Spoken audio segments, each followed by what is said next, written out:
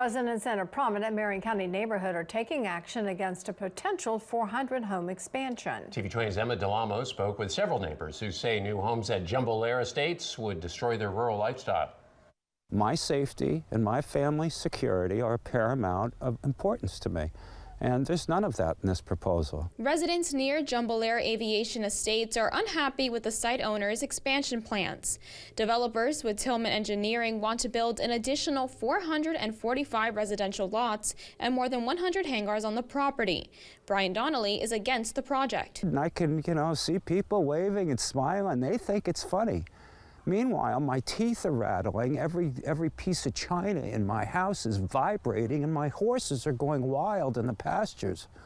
This isn't what we signed up for. One resident says these letters were given to people near the property, and although he shares a fence with Jumbolair, he says he didn't get one. Leaders at Jumbolair encouraged residents at a community meeting to share their thoughts on the nearly 450-acre project. I would say between 75 and 100 people showed up.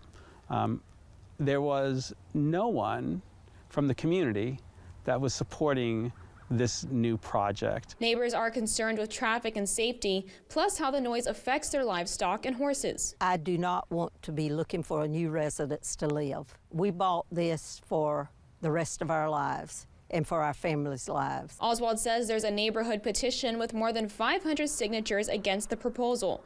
They plan on attending Jumbolair's presentation to county commissioners on December 5th. No one is for this. It's going to destroy our lifestyle here. In Ocala, Emma DeLamo, TV 20 News.